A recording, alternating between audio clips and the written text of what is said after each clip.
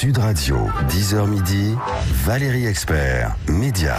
Bonjour à toutes et à tous, on est ensemble pendant 2 heures, 10h, 11h, les médias, le MAG avec vous et notre invité aujourd'hui, Christophe de Chavannes. Coucou. Bonjour, coucou. Ça va bien ? Ça va bien, vous ? Ouais, Bon. tout bien, ouais, très Tout bien. tout bien Tout bien, nickel, aucun problème, pas de soucis, la vie est belle, l'été est beau, tout se déroule à merveille, Bon. tout le monde fait ce qu'il a à faire, tout est nickel. Tout est bien, Oh, en ben pleine là, forme. Une éponge qui mousse. Vous avez regardé quoi à la télé, vous, hier ? Alors, qu'est-ce que j'ai regardé hier ? Hier, justement, j'ai eu 2-3 soucis à régler, donc j'ai pas eu le temps de vous n'avez regarder. pas regardé la télé. Non, elle est froide. Eh ben voilà. Gilles, bonjour. Bonjour Valérie. Alors, Bonjour, je vais vous dire ce qu'il y avait à la télé hier. Il y avait Good Doctor sur TF1 qui est arrivé en tête des audiences. Très bien, vous bravo. Vous avez déjà regardé ? Non, jamais. Très bien. 4 372 000 téléspectateurs. Deuxième position, Alex Hugo. C'était une rediff. Normalement, Alex Hugo bat TF1, mais là, la rediff, ça a moins bien marché.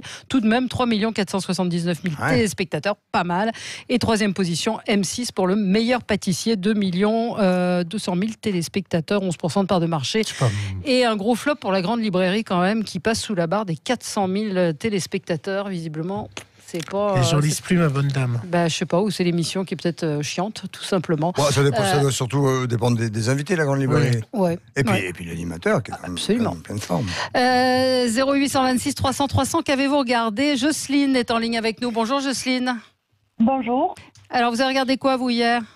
Alors, je fais partie des plus nombreux. J'ai regardé Good Doctor. D'accord. Vous êtes fidèle à la série ? Pas spécialement, non. Bon. Je suis plutôt fidèle à la zapette. Ouais. Mais hier, j'avais envie d'une série qui était un petit peu positive. Et voilà, je trouvais que c'était gentil. Et voilà. C'est ce dont vous aviez besoin. D'où est-ce Oui, que d'où nous appelez-vous ? De Béziers. Ah, vous l'avez dit, pardon, j'ai pas entendu. Jocelyne de Béziers. Ah, de Béziers. Voilà. C'est ce petit accent chantant. Voilà. Est-ce que vous avez une plateforme chez vous vous voyez ce que je veux Vous dire regardez en replay ? Non, c'est ça votre Oui, question ? ou Amazon, Ou ou Netflix. Netflix. Ouais. Ou... non, c'est avec mon décodeur Avec le d'Internet. D'accord. Et, Ah, et vous donc, avez je regardé regarde- sur Internet, quand même. Non. Non, c'est la boîte, box, il la faut parce box. que les box, elles font Internet Oui, aussi. oui. Ah oui, c'est pas vrai. Mais oui. Ah, on peut avoir une télé Et- On connectée. peut avoir la télé ou Mais non. Et vous regardez en replay parfois ou pas ? Ça m'arrive, oui, de Ouais. regarder certains replays, oui, tout à fait. D'accord. Des émissions qui passent la nuit. Ah, les émissions qui passent là, c'est des choses Non, un c'est peu... pas ce qu'elle a dit. Qu'est-ce que vous avez dit ? C'est vous qui passez la nuit ? Non, elle regarde les émissions qui passent la nuit. Ah, oui. Merci Jocelyne. Miranda nous appelle des Bouches-du-Rhône. Bonjour Miranda. Bonjour à tout le monde. Bonjour. Bonjour. Vous aussi, vous avez le petit accent. Enfin, c'est nous qui avons de l'accent, c'est ce qu'on dit en général. Qu'est-ce que vous avez regardé, vous, hier ? Je fais comme la personne précédente, donc j'ai regardé Good Doctor. Ah bon, parce qu'on m'a dit que vous deviez regarder des racines et des ailes. Non. Non. Non. Non, Good Doctor, c'était plus détendant, c'est ça ? Oui, du coup, comme j'avais un petit garçon qui n'arrivait pas à trouver le sommeil, alors on a un peu regardé Ah, ça, c'est un très bon. l'épisode avec lui. Très bon Voilà. système pour endormir les enfants, la télé.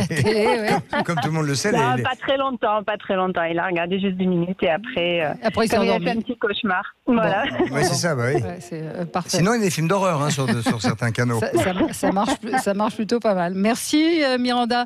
Vous regardez quoi, vous, à la télé, Christophe ? Moi, je Vous la regarde, regardez ou pas je regarde. D'abord, je rentre tard, alors je regarde un peu les infos, et puis je regarde surtout quand j'ai un peu de temps les documentaires animaliers. Je regarde beaucoup les documentaires en fait sur.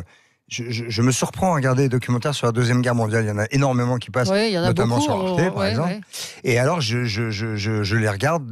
Je ne sais pas, je suis un peu capté par ça, probablement parce que j'en ai entendu parler quand j'étais petit. Et donc, on m'a pas tout dit, voyez-vous. et je suis très passionné. J'ai même regardé l'autre jour une émission, enfin, j'étais très étonné, sur technique, sur comment les Allemands ont fait des progressions absolument incroyables entre 40 et 44 pour construire des tanks avant le reste du monde, en fait. Donc voilà, vous me demandez ce que je regarde. Plutôt des docs. Ouais. Plutôt des docs. Et sinon des séries sur... Et les talk shows Hanouna, Plutôt des docs. Hanouna, Non, mais c'est à vous. Plutôt des docs, je vous réponds oui. Après, vous me dites Et des si je vous talk dis, shows, et je vous dis les talk shows, Hanouna, c'est à vous, Mais ou quotidien, vous regardez ça, ce sont des heures qui sont un peu compliquées pour moi. D'accord, Je suis c'est encore une au bonne bureau. manière de s'en sortir. Mais non, j'aime beaucoup C'est à vous. Ouais. J'aime beaucoup Quotidien, qui est un peu plus... comment dirais-je ? Pas bobo, parce que c'est un peu con de dire ça, c'est pas vrai, mais un peu Pointu. un peu plus... Oui, voilà, un peu plus capital. Oui. Vous Voilà. sentez une paternité avec tous ces shows ? Et tous ces talks ou pas? Est-ce que je devrais revendiquer quelque paternité que ce soit? Je vous posais la question. C'est bon parce que j'ai fait le premier talk show en direct à 19h dans le monde, pour être très modeste. Je suis très modeste, vous savez. Oui, je vois ça. Je préfère vous dire C'est que une je de suis vos le premier mec qualités. du monde. Voilà. Donc vous sentez une paternité? Non, c'est vrai, en plus. Non, je déconne. Non, mais voilà, non, j'ai pas de paternité. Voilà, si je devais présenter un talk, sans doute, si on me proposait un des trois à présenter, sans doute, j'adorerais être à la place d'Anne-Elisabeth, à la place de Femme, qui est excellente. Et vous aimeriez faire quoi, justement, dans l'absolu? Mais moi, j'aimerais être juste simple, pas trop bête, simple, intéressant. Un peu, c'est à vous quand même. Ça vous manque le quotidien, ce coucou, on pense à coucou, c'est nous. Qu'un talk me manque, oui, forcément. Bah ouais. Oui, fatalement, parce que oui. comme la bête est encore vivante, comme vous pouvez le voir, oui, ça me manque un peu, mais c'est compliqué. Mais vous regrettez aujourd'hui qu'il y ait une forme de jeunisme, justement, ou en tout cas. Vous voulez vraiment qu'on parle de ça? Un petit peu quand même, Mais parce je vais pas me fâcher avec tout le paf. non, mais c'est vrai que se priver de gens qui ont de l'expérience, qui savent faire et qui ont une personnalité, c'est un peu dommage. Si la raison de se priver d'un garçon comme moi, c'est mon âge et la couleur de mes cheveux, oui, comme vous dites, c'est un peu couillon. Ouais. Mais c'est pas le cas, je pense. Non, c'est pour d'autres raisons, certainement. Qu'est-ce qui vous met en colère aujourd'hui à la télé? Il y a d'autres choses qui me mettent en colère que la télé. Oui, mais quand vous êtes devant la télé, il y a des choses qui vous énervent, oui, enfin, je veux dire, oui. à peu près beaucoup. Beaucoup, oui, quand même. tout, d'accord. Non, oui, mais tout ce qui est, le reflet de la société qui est quand même un peu dégueu. Donc la société dans laquelle on vit devient de plus en plus dégueu quand même. Donc entre l'homophobie, l'islamophobie, l'antisémitisme, le racisme, la dureté, la violence, l'intolérance, enfin tout ça m'emmerde. Donc dès qu'on envoie un reflet à la télé de manière exagérée, en boucle, à répétition, avec des questions parfois voilà, tout ça ne me plaît pas beaucoup, mais c'est le reflet de la société. Oui. On n'est pas obligé d'être une loupe, mais c'est comme ça en tout cas. Gilles regarde la télé tous les jours et c'est tous les jours le zapping. Sud Radio, le 10h midi, les médias, l'instant zapping. Valérie Christophe, voici le zapping du jour. Au sommaire, dans C'est à vous, Maxime Switak a repéré Jean-Luc Mélenchon à l'Assemblée nationale. Il est en train de lire un livre pendant que Didier Guillaume parle. Ils ont zoomé sur la couverture. Que dit-il? Coup de gueule, toujours dans C'est à vous sur France 5 de Michel Sémès, sur les médias qui font la part belle aux anti-vaccins. Sur BFM, Céline Dion nous donnait de ses nouvelles. Alors comment va Céline Dion? Ah oui, ça c'est... Oui, évidemment. Brice Teinturier d'Ipsos sur France 5 va révéler une idée sur laquelle 64% des Français sont d'accord. Vous allez découvrir cette idée. Et François Satiel sur Arte a révélé quelque chose d'incroyable. Je ne sais pas si vous avez vu, Valérie, hier cette séquence. Plus de 30% d'étudiants américains utilisent deux applis, Ace My Homework, J'ai pas tout compris. Des étudiants américains. Mais vous avez vu qu'il a un polo américain quand même. Oui. NYPD. Pardonnez-moi. NYPD. New York Police Department. Des étudiants américains utilisent deux applications qui s'appellent Ace My Homework et Easy Shark. Et en fait, ce sont des étudiants qui sont mis en contact à travers cette appli pour que des étudiants dans des pays comme le Kenya fassent leurs devoirs à leur place. C'est juste l'ubérisation des devoirs. Écoutez. Les étudiants ont recours à des rédacteurs étrangers pour noircir leurs copies. Ils habitent en Inde, en Ukraine ou encore au Kenya et rédigent pour quelques dollars les devoirs d'Américains feignants. Le client peut donc les choisir en fonction de leurs notes, ceux qui sont le mieux notés sur les sites. Il peut même les mettre en concurrence les uns avec les autres et juger du meilleur à partir d'un aperçu du travail. Vous l'avez compris? Mais c'est ça, c'est l'ubérisation de la triche. Didier Guillaume à l'Assemblée hier. Visiblement, Jean-Luc Mélenchon a mieux à faire. Petite pause lecture. Mais alors, que lit-il dans l'hémicycle? Son propre livre, je vous jure que c'est vrai.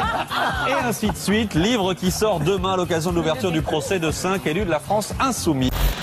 Je vous le répète à vous, journalistes, je le répète à tous ceux qui sont en train de nous écouter.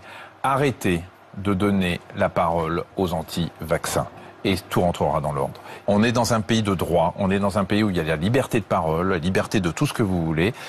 Ce sont des gens dangereux et vous venez de montrer la dangerosité de ces gens qui font passer des fake news, qui font passer des rumeurs pour des vérités scientifiques. Le papillomavirus est dangereux, le vaccin contre le papillomavirus sauve des vies. En France, on est, comme dans d'autres maladies infectieuses, en retard. La situation est dramatique parce qu'on laisse parler tous ces gens-là. Céline, elle est bien. Céline, elle fait un album parce qu'elle se sent assez forte pour voler de ses propres ailes. C'était très important pour moi de donner un petit coucou aux gens pour leur dire « Je ferai pas cet album, je m'aventurerai pas à faire une tournée. Si j'étais pas bien, je suis pas obligée de faire ça. » Un résultat dans cette enquête qui m'a particulièrement marqué, et là pour le coup c'est un record, c'est quand vous demandez aux Français est-ce qu'on ne se sent plus chez soi aujourd'hui en France, d'accord, pas d'accord, là on est à 64%, et pour le coup c'est une progression. Et puis vous l'avez dit également, même si le sentiment à l'égard des étrangers ne progresse pas en termes de il y a trop d'étrangers, c'est plutôt stable, voire en décroissance, l'idée qu'il y aurait un problème d'intégration de plus en plus important de la part de ces personnes est une idée qui, elle, ne cesse de progresser. Une réaction sur ce que vous venez d'entendre, Christophe, qu'est-ce qui vous a fait réagir un petit peu Les 64%, ça correspond un peu à ce que je vous disais tout à l'heure, une société de plus en plus intolérante. Puis je sais pas ce que ça veut dire, quoi. On se sent plus chez nous. Je ne sais pas ce que ça veut dire. Et puis Mélenchon, je crois que là, on pourrait faire 4 heures, on va pas. On va en parler nous tout à l'heure, donc on aura une bonne heure, je pense, pour. Sinon, pour la Balkany, c'est dommage, je suis 3 jours en retard. Voilà, sinon vous aviez préparé un truc pour réagir, c'est ça? Non, je prépare pas. Mais bon. Les anti-vaccins, il a raison. Écoutez, je sais pas, il y a quelques années, je faisais un sang plus grand je présentais un sang plus grand où un jeune homme était venu sur le plateau en direct pour m'agresser entre guillemets, où ça avait mal fini, m'accrochait la veste, je lui dis lâche-moi, et c'était un anti-vaccin qui faisait partie d'une secte anti-vaccin, et Simès a tout. Il a entièrement raison. Il a totalement raison. Enfin, je veux dire, il faut pas donner la parole, il faut pas, et puis il faut surtout avoir son libre arbitre et ne pas entendre ces gens qui ont des propos qui ne sont pas des propos scientifiques pour être anti-vaccin, voilà. Et ces étudiants qui travaillent à la place des Américains pour quelques sous grâce à une application à la Uber. Ça veut dire que ce sont des petits Africains qui font les devoirs à la place des Américains, c'est ça? Donc les Américains, ils vont avoir des diplômes en étant complètement cons, donc. Voilà. Anne nous dit belle période que celle de. Ah non, attendez, qu'on comprenne bien ce que je dis. Ça veut dire qu'ils n'auront pas étudié et tout ça. Pardon. On a une auditrice qui nous dit belle période que celle de Christophe de Chavannes. Ciel Montmardi, c'est vrai, tout pouvait être dit sans être censuré. Christophe de Chavannes pourrait nous faire passer de si bons moments encore. On en a tellement besoin. Donc voilà, je suis pas tout à fait d'accord, malheureusement, parce que j'adorerais. Mais je ne pense pas aujourd'hui qu'il serait possible de faire la moitié de ce qu'on a fait à Ciel. Non, mais même si aujourd'hui on me donnait la possibilité, je ne pourrais pas avoir cette liberté. Parce que même, je me rends compte que même nous, en tant que citoyens, en tant qu'individus, on s'auto-censurerait, c'est-à-dire qu'il y a des choses aujourd'hui qui seraient plus en disant, là, c'est pas possible. Enfin, je fais encore des blagues un peu couillonnes, cochonnes, etc., dans un cercle tout à fait privé, et je me dis, je la ferais même, ne serait-ce que dans un restaurant. Peut-être que la moitié du restaurant dirait, c'est se foutre de la gueule du monde, alors qu'avant, tout le monde trouvait ça très très drôle. Donc les temps ont changé, mon pauvre monsieur. Ouais, et puis à mon avis, on n'a pas le cul sorti des ronces, surtout. Non, comme on dit. Ça va pas s'arranger. Animal Academy, dimanche prochain à 16h sur TF1, une autre émission dont vous êtes le producteur tous les vendredis soirs sur C8 en prime qui s'appelle Animaux à adopter.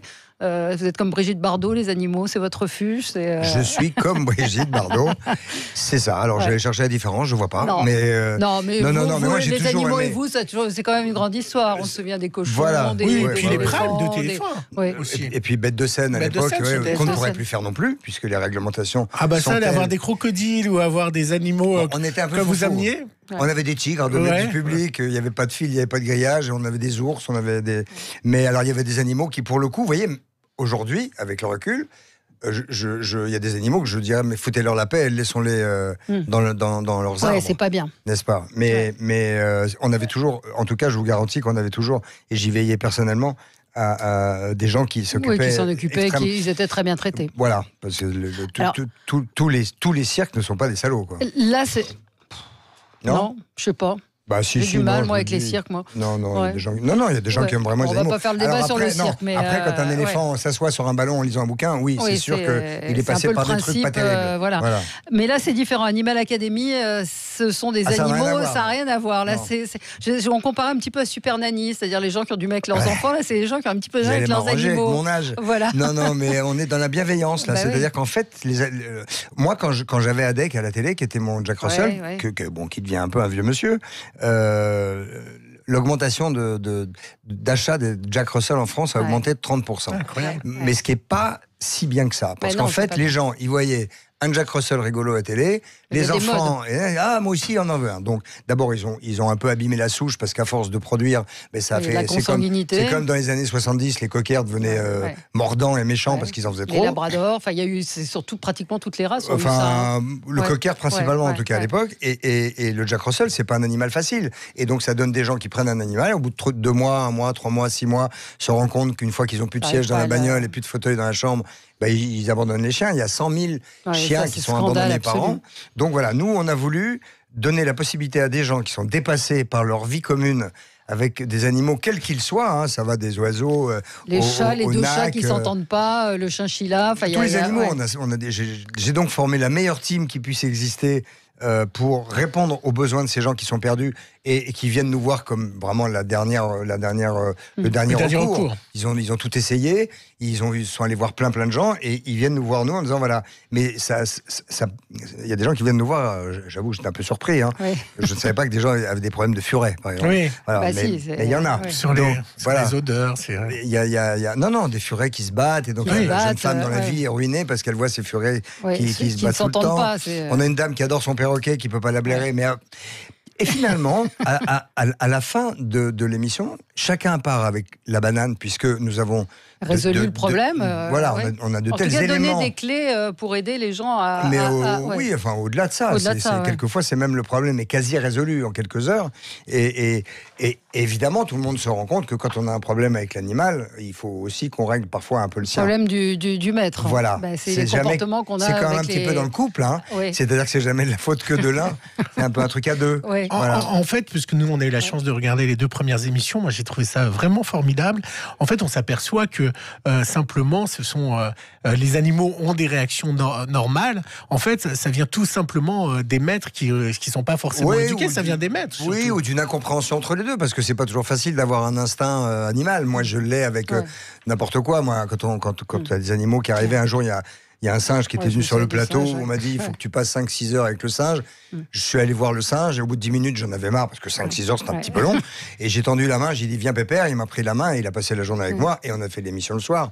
Donc, je me souviens, il était assis, vous caressez la tête. Non, il y avait un truc, il était très... C'était un orang-outan. Oui, il m'a pas caressé que la tête. J'étais un petit peu inquiet. Enfin bon, tout s'est bien passé. Je n'ai pas été jusqu'à tout accepter. Non, pas tout. Il faut pas. Mais c'est ce qui est le message à faire passer aux maîtres qui ont des problèmes avec les animaux. Oui, c'est que ça se règle. Ça se règle, et puis il y a des techniques, parfois toutes bêtes. Il y a une jeune femme qui est venue avec son petit garçon, qui avait un chien qui tire complètement. Il lui a cassé la cheville. Je veux dire, elle avait une vie épouvantable, mais néanmoins, pas question de se séparer du chien. Ils sont partis les 3 en ligne, côte à côte. C'est juste incroyable. Il y a des résultats absolument épatants, vraiment. Et il y a de tout. Il y a un toiletteur, parce qu'il y a une dame qui a un bobtail, qui a un énorme chien dans sa tête. Il va être super, Hervé. Ça va devenir une star. Mais je sais déjà. C'est un toiletteur qui est de Pau, qui est un type absolument délicieux et qui fait à peu près ce qu'il veut avec des ciseaux et des chiens. Il faut qu'il ait des poils et qui est un artiste en même temps. Donc, il est incroyable. Donc voilà. Donc on a une vraie bande. On a Leandro qui est un Brésilien qui est un dresseur, un éducateur pour chiens. Et que vous avez utilisé aussi pour vous-même, pour vos propres animaux. Oui, moi j'ai eu un petit souci avec un de mes kleps et j'ai demandé à Leandro un coup de main et ça a duré 1h30, 2 heures. Il est incroyable. Et j'avais une co-responsabilité, bien évidemment, dans l'histoire, alors que je pensais que j'étais absolument nickel. On a Tanguy qui est le présentateur vedette de la chaîne Toupette sur Internet, puisqu'on en parlait tout à l'heure d'Internet. T2OPET, et Tanguy qui est donc le spécialiste des animaux un peu particuliers, des NAC. On a des vétérinaires, on a une vétérinaire, je crois qu'il y en a moins des doigts de la main, une vétérinaire qui est spécialiste aussi en animaux de compagnie, parce que le lapin, la tortue, tout ça, ma foi, ça se... il faut s'en occuper, et c'est pas que ça se dresse, je crois que c'est un problème relationnel, en fait. Relationnel, et c'est ce que ces professionnels, en fait, font, et on apprend des choses, et ils le font bien. On voit sur le perroquet, où elle croit que le perroquet, quand il écarte les ailes, il est content, en fait, il est très en colère. Il est très en colère. Et puis quand on s'approche comme ça, en fixant un animal, on l'agresse un peu. Oui, il le prend pour... il a peur d'être une proie, et donc... c'est comme si je vous regardais comme ça dans les yeux, vous diriez, mon Dieu, je suis sa proie. Non, vous seriez affolé. Non, pas du tout, je serais charmé. Si, vous seriez affolé. En tout cas, il y a beaucoup d'émotions, il y a beaucoup de rigolade, c'est bienveillant. Oui, c'est bienveillant. Vous me demandiez ce qui m'agaçait tout à l'heure, j'ai pas dit le mot qui qui me vient. Moi, le mot qui me plaît le plus, c'est la bienveillance. Alors, j'ai l'air d'un con parce que ça fait 3, 4, 5 ans que je le dis. On est plutôt dans la malveillance. Oui, je trouve. Voilà. Et c'est très agaçant. Voilà. En tout cas, donc, cette émission, elle est exactement l'inverse de ça. Voilà. Eh ben, merci beaucoup, Christophe de Chavannes. Merci. Bah oui, vous voulez rester? Vous restez non, pour le débat. Vous êtes comment? Des trucs à raconter encore? Non, ça va très bien. Merci à vous. Merci beaucoup, Christophe. Animal Academy. Dimanche à 16h. sur TF1. Merci, les gars. Merci, Christophe. Bonne journée.